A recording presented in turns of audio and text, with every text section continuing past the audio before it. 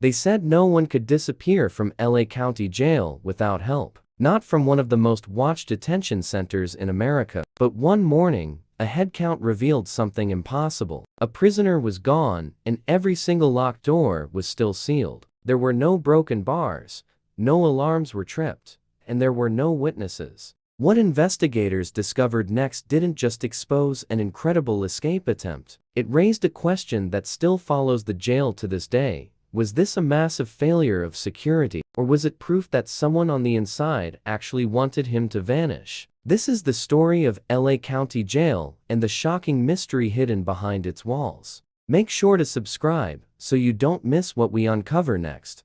Behind the busiest jail in America, one mistake changed everything, and no one noticed until it was too late. The alarm did not scream at first. It blinked. A small red light flashed above Control Room Panel 3 inside LA County Jail, one of the largest jail systems in the world. Officers walked past it twice before anyone realized what it meant. A door had opened. Not during scheduled movement. Not during mealtime. Not during court transfer. Just opened. Inside Module 4200, a man stood in the hallway where no inmate was supposed to be. Cameras watched silently. Steel doors lined both sides like closed eyes. Fluorescent lights hummed overhead. Deputy Carlos Ramirez stared at the monitor. "Who cleared that movement?" he asked. No one answered, because no one had. The man walking calmly down the corridor was Marcus Hill, a high-risk inmate awaiting trial in a case that had already filled news headlines across Los Angeles. He was not supposed to leave his cell. His movement status read lockdown. Yet there he was, walking, free inside a place designed so freedom could not exist.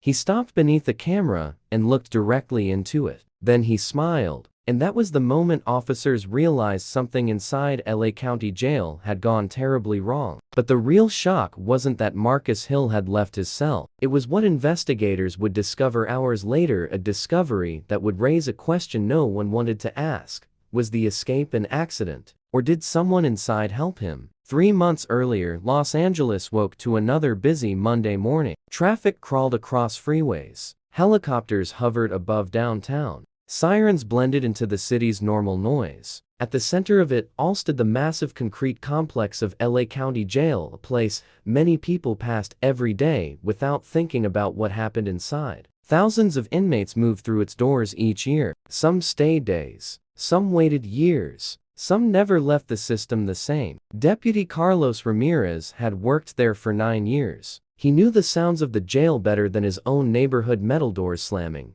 radios crackling, distant shouting echoing through tears. But he also knew something else. The jail was always one small mistake away from chaos. "People think jail is quiet," he told a rookie officer once. "It's never quiet. It's just waiting." Ramirez worked the night shift, the hardest hours. Midnight turned people tired. Tired people missed details. And details mattered, especially in a facility holding more than 10,000 inmates at any given time. Across the complex, inmates followed strict routines: wake-up checks, meals through slots, scheduled movement, medical visits, legal calls. Every step tracked, every door controlled electronically. At least, that was how it was supposed to work. Marcus Hill arrived during a rainy afternoon transfer. He was tall, calm, and unusually quiet. Charged in a high-profile robbery investigation tied to multiple counties, he quickly drew attention not because he caused trouble, but because he didn't. He watched, listened, learned.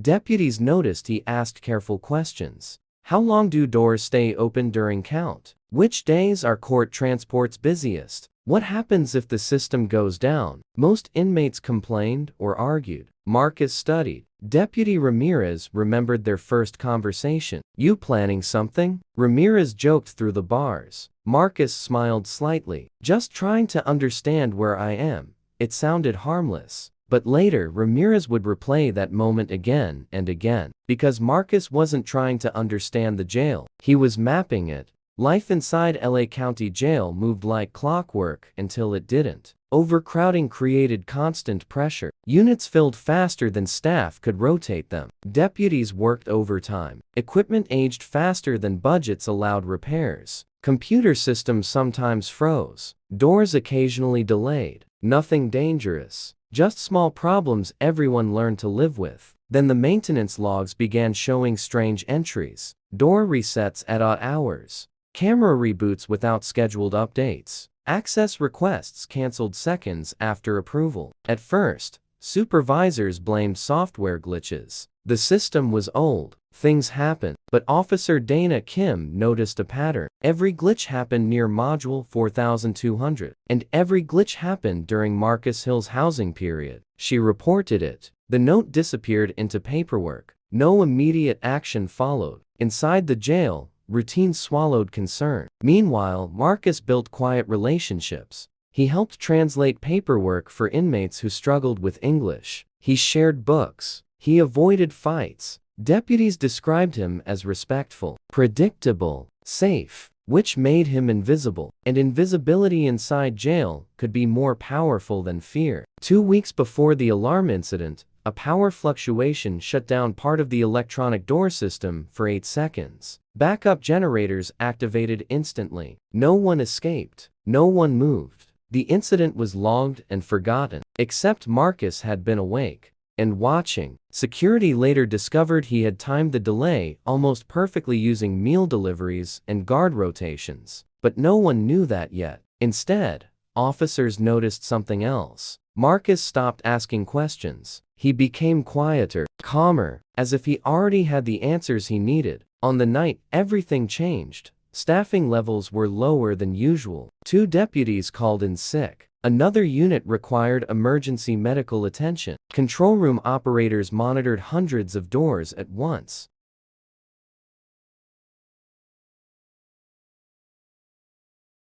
No override logged. Just opened. Marcus stepped into the hallway. He did not run. Running would trigger alarms faster. Instead, he walked like someone who belonged there. Camera by camera, corridor by corridor. Each door opened seconds before he reached it, as if the jail itself were guiding him. Deputy Ramirez noticed movement on the screen. He leaned closer. "That can't be right," he whispered. The officer beside him checked the system. No movement order existed. Ramirez grabbed his radio. "Control to floor units verify inmate movement in 4200. Static answered. Then shouting. Then alarms finally erupted. Red lights flashed across panels. Automatic lockdown began closing doors, but too late. Marcus had already reached a restricted corridor connecting housing units to service access areas rarely used at night. Places cameras watched less frequently. Places only staff should enter. Officers rushed through hallways. Boots thundered. Keys rattled. But when deputies reached the corridor, it was empty. Marcus Hill had vanished inside one of the most secure jail systems in the United States. Search teams locked down the entire facility. Counts began immediately. Inmates pressed faces to bars,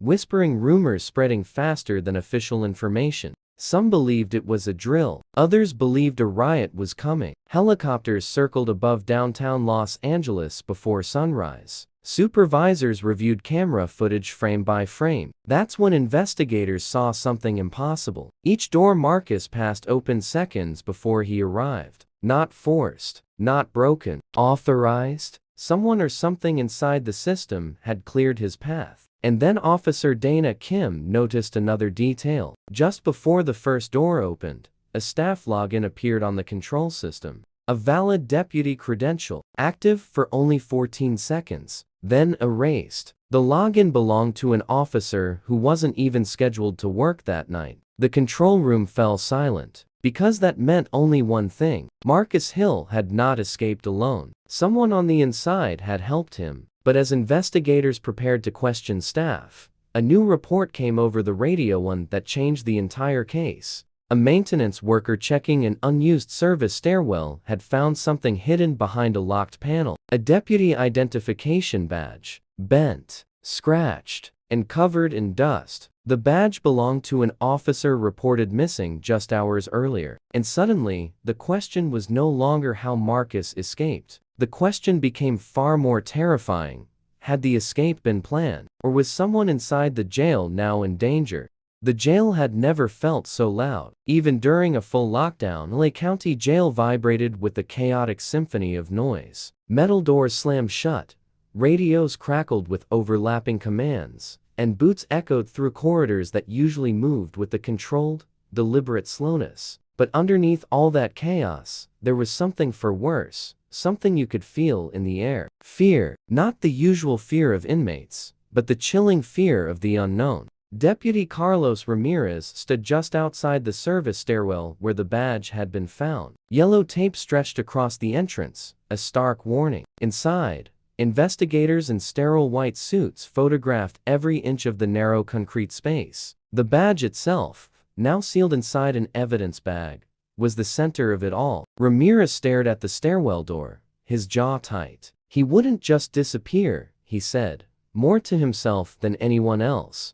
Detective Laura Bennett from Internal Affairs, a woman known for her sharp eyes and even sharper mind, nodded slowly. "That's what we're trying to figure out," she replied, her voice low. The discovery of that badge had changed everything. According to the electronic logs, Eric Dalton had reported for duty earlier that evening. His badge registered entry at exactly 6:02 p.m. But when investigators started asking around, no one clearly remembered actually seeing him. Not a single officer could place him on his post. Investigators immediately pulled the camera footage from the staff entrance. They watched the screen intently as the timestamp hit 6:02 p.m. There he was, Dalton, walking through security. Same uniform, same posture, his head tilted slightly down. It all looked normal, but Detective Bennett saw something. "Pause the video," she commanded. "Zoom in." The technician enhanced the image, bringing the deputy's face into focus. Dalton never looked at the camera. Most deputies did, just out of habit, a quick glance to acknowledge the lens. Bennett had them rewind the footage. Again and again. She watched his every move, his every step. Then she noticed it. The walk. It was too careful, too deliberate. Almost rehearsed. "Run facial confirmation," she ordered, a sense of urgency in her voice. The room fell silent as minutes ticked by, the computer processing every pixel of the image. Then the result flashed on the screen, inconclusive match. If that wasn't Dalton entering the jail, then who was it? Meanwhile, across the sprawling facility, inmates remained locked inside their cells as emergency counts continued, one after another. Rumors spread like wildfire. Some inmates claimed a riot had started. Others whispered that a guard had helped someone escape. And one name moved through the tiers like an electric current: Marcus Hill. Inside his now empty cell, investigators were tearing the place apart. But at first glance, the space looked ordinary. The bed was neatly made,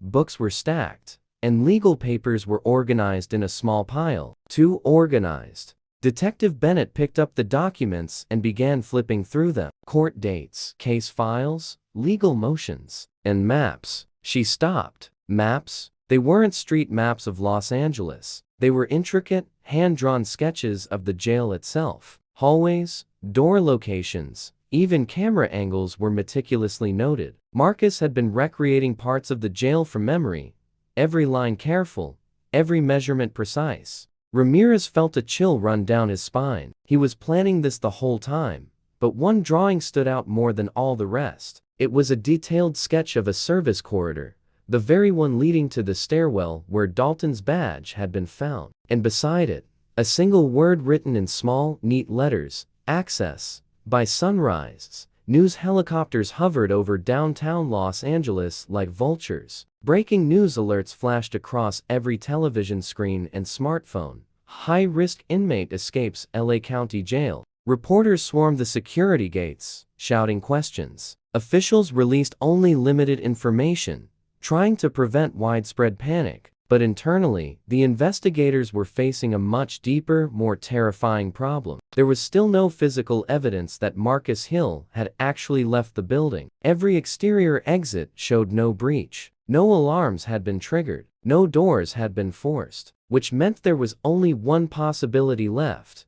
The one possibility no one wanted to say aloud. He might still be inside. The jail shifted into full internal search mode. Storage rooms were opened, maintenance tunnels were inspected, and ceiling panels were checked. Every hidden corner of the massive complex was examined. Deputies walked through areas many of them had never even entered before. Suddenly, LA County Jail felt like a vast, unknowable maze. Detective Bennett turned her focus back to the computers, specifically the electronic login used to open the doors. The credential belonged to Deputy Dalton, but a system analysis revealed something deeply disturbing. The login had originated from a terminal located near the maintenance corridor, a station rarely used during the night shift. Even stranger, the login lasted for exactly 14 seconds, just long enough to unlock a sequence of multiple doors. And then, it was erased from the logs. Someone knew the system extremely well. Too well for an inmate acting alone. Bennett turned to Ramirez. Either Dalton helped him, or someone used Dalton. Ramirez shook his head immediately. Eric wouldn't risk his career, his family. Not for anything.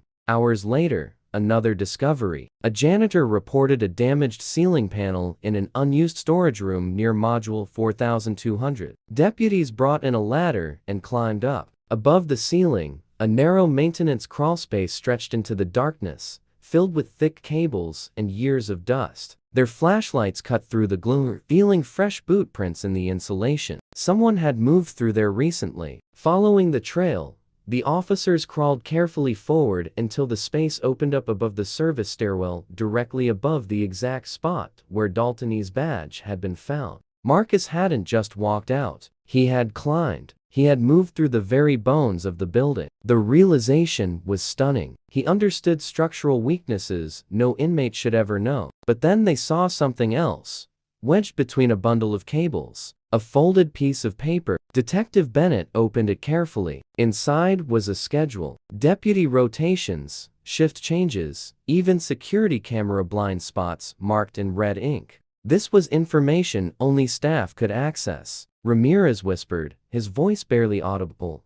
That's insider knowledge.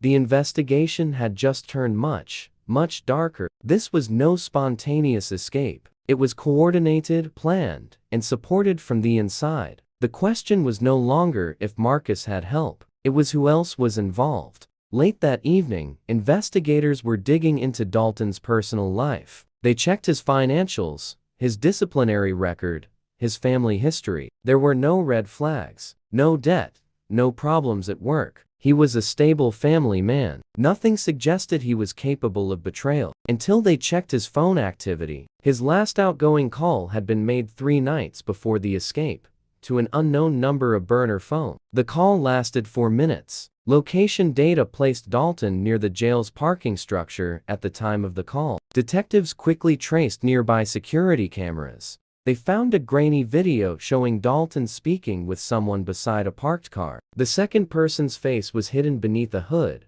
but their height and build were a clear match for Marcus Hill's physical profile. The room froze. That's impossible, Ramirez said. Marcus was already locked up 3 nights ago. Bennett just stared at the screen. Then someone else was pretending to be him, or Marcus had help before he ever even arrived here. The entire timeline of the case began to unravel. Marcus Hill's arrest, his transfer to the specific facility, his housing assignment. Too many coincidences were aligning too perfectly. It was almost as if he had expected to end up inside LA County Jail all along. Night fell again, and the jail remained on lockdown. Exhausted deputies rotated shifts while investigators pushed on. Then, at 11:47 p.m., a motion sensor was triggered deep inside a restricted basement corridor, a place rarely used except for infrastructure maintenance. Officers rushed toward the alert, their flashlights bouncing off damp concrete walls. They moved slowly, carefully. At the end of the hallway stood a heavy metal door,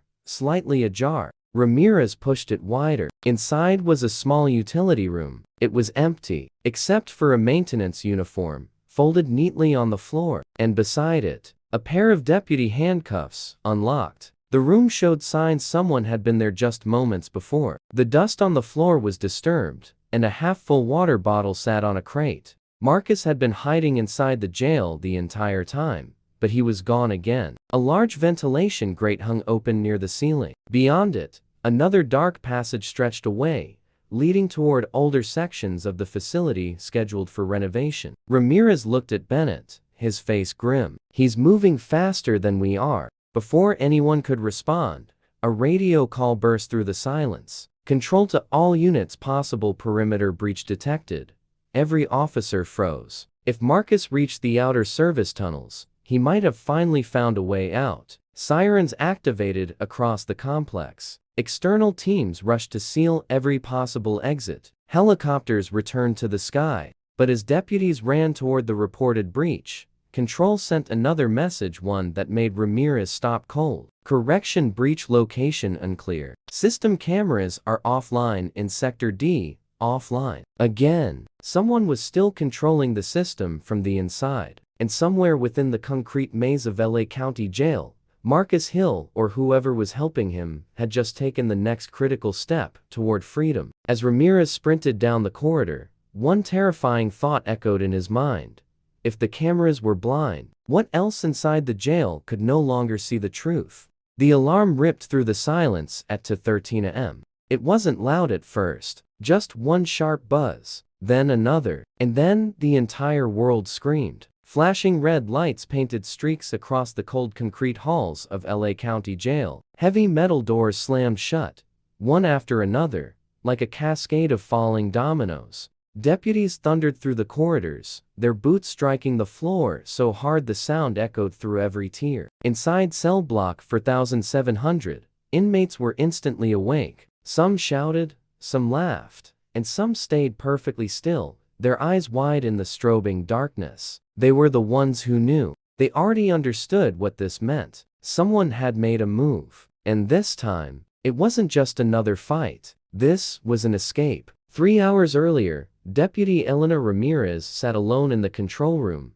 her eyes glued to a wall of camera screens. Hundreds of tiny moving pictures showed inmates sleeping, pacing, or just staring into the void. She replayed the footage from the last hour, and again, then she saw it. Frame 1832. A flicker, a shadow where no shadow should be. She leaned closer to the monitor. "Come on," she whispered to herself. The camera was pointed at maintenance corridor C, an area no inmate was ever supposed to reach. But for half a second, a door had moved. Not opened, unlocked. Her stomach twisted into a knot. Only staff keys could do that. She snatched the phone. "I need a supervisor in control now." Down in Housing Unit 5, Marcus Reed sat on the edge of his bunk, fully dressed. He hadn't slept a wink. Across from him, Darnell Hayes paced slowly, his lips moving as he counted his steps. 1, 2, 3. Marcus's gaze darted to the ceiling camera, watching its slow, predictable rotation. "They know," Marcus said, his voice barely a whisper. Darnell stopped pacing. "No," he replied, though his tone lacked conviction. "Not yet." For weeks, they had followed a stream of instructions delivered through hushed whispers, coded notes, and messages cleverly hidden inside legal paperwork. Someone on the outside was pulling the strings, and someone on the inside was opening the doors. Doors unlocked at exact times. Cameras set to loop old footage. Blind spots created for mere seconds. This was far too organized to be the work of inmates alone. Marcus rubbed his sweaty palms together. "You ever think," he asked, "we're just pawns in all this?" Darnell managed a faint, grim smile. "In this place, everybody's a pawn." At precisely 1:58 a.m., the first door clicked open. Maintenance corridor C, exactly as the plan said. 2 inmates, dressed in janitor uniforms stolen weeks earlier, slipped through the opening. One carried a bag of tools, the other clutched a folded map, drawn entirely from memory. They moved with a swift, silent precision. Every step was measured, every breath was controlled. Because LA County Jail wasn't just locked, it was layered. Doors behind doors, gates behind gates. Freedom was buried under miles of concrete and steel. And yet, someone had carved a path through it all. A path that shouldn't exist. Back in the control room, Ramirez froze as new alerts flooded her screen. Camera malfunction. Door sensor offline. Restricted area. Access denied. Denied? Her heart hammered against her ribs. That's impossible. She pulled up the master log, her fingers flying across the keyboard. Her breath caught in her throat. The system showed a clear authorization from a senior staff badge. A badge belonging to. She stopped reading, her eyes wide with disbelief. No way. She checked again. The name was the same. Lieutenant Paul Garrison. Garrison was an institution himself. Strict, cold, untouchable. 22 years he'd walked these halls. Never a write-up, never a question about his integrity. He was respected by deputies and feared by inmates. Ramirez grabbed her radio, her voice shaking slightly. All units. Possible internal breach. Repeat internal breach.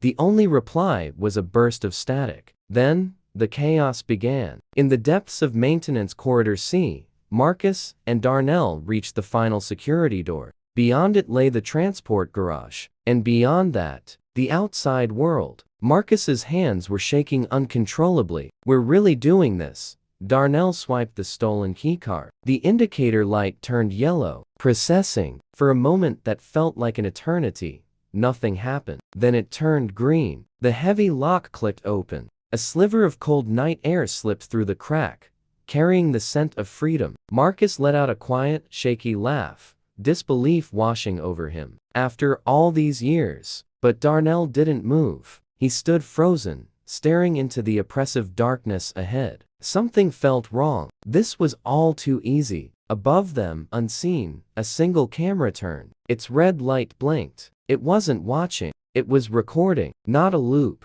This was live. Lieutenant Garrison walked calmly through the garage entrance, hands behind his back. He wasn't surprised to see them. In fact, he looked almost bored. Well, he said, voice echoing, you made good time. Marcus froze. Darnell's eyes narrowed. You set us up. Garrison smiled slightly. No, he said. I gave you an opportunity. Sirens grew louder behind them. Bootsteps approached from every direction. Marcus stepped backward. You helped us escape. Garrison shook his head. I helped reveal a problem. He gestured toward the ceiling cameras. Everything tonight is being recorded. Internal affairs, county officials, even federal observers. Darnell understood first. You used us. Garrison nodded. For years, people said this jail was broken, corrupt, unsafe. But nobody listened. His voice hardened. So I proved it. Marcus stared at him in disbelief. You let us risk our lives for a demonstration? Garrison's expression didn't change. You chose to escape. Deputies flooded the garage seconds later, weapons raised. On the ground, Marcus dropped slowly. Darnell hesitated just for a moment, looking at the open exit behind Garrison. Freedom stood less than 30 feet away. 30 feet. After 12 years inside, he ran. One desperate sprint. Deputies shouted. Someone tackled him before he reached the door. The outside air disappeared as the garage slammed shut again. Freedom lasted 3 seconds. By morning, the story exploded across Los Angeles. News helicopters circled the jail. Reporters shouted into cameras. Major security failure inside. Assistants suspected. Questions about leadership. Officials promised investigations. Families demanded answers. Former inmates came forward with stories of abuse, neglect, and hidden violence. Everything buried for years began rising to the surface. And at the center of it all, LA County Jail. Ramirez sat in an interview room, exhausted. An investigator placed photos on the table. Security logs, camera timestamps, authorization records. You discovered the breach first, he said. She nodded. Yes. He leaned forward. Do you believe Lieutenant Garrison acted alone? She hesitated, because something still didn't fit. The timing, the precision, the planning, too perfect. No, she said quietly. I think someone helped him. Across the facility, Marcus returned to his cell. The same bunk, the same gray walls. But everything felt different now. Inmates whispered as he passed. Some called him brave. Others called him stupid. He lay down and stared at the ceiling. For one moment, he had seen the outside again. He realized something painful. The jail didn't just lock bodies. It changed hope, made freedom feel unreal. Like a dream you wake from too soon. Darnell sat alone in segregation, hands cuffed. An officer slid paperwork through the slot. Additional charges. Escape attempt. Possible transfer to a higher security prison. Darnell laughed softly, not angry, just tired. He finally understood. The system didn't need perfect walls. It only needed people believing escape was impossible. Weeks later, Lieutenant Garrison resigned. Publicly, he claimed responsibility. Privately, rumors spread. Some deputies said he was a hero who exposed truth. Others called him reckless, dangerous, a man who gambled with lives. The investigation remained open. Names were still being reviewed, emails uncovered, hidden reports found, and slowly, piece by piece, the secrets of LA County Jail came into the light. One night, Ramirez walked past Maintenance Corridor C again, now heavily guarded, new cameras installed, new locks, new policies. Everything looked safer, cleaner, controlled. She stopped at the door where it had all begun, ran her hand across the cold metal. For the first time, she realized something unsettling. The jail had not changed overnight. People had simply started watching, and watching was different from fixing. Thanks for watching. Kindly subscribe for more crime documentary stories.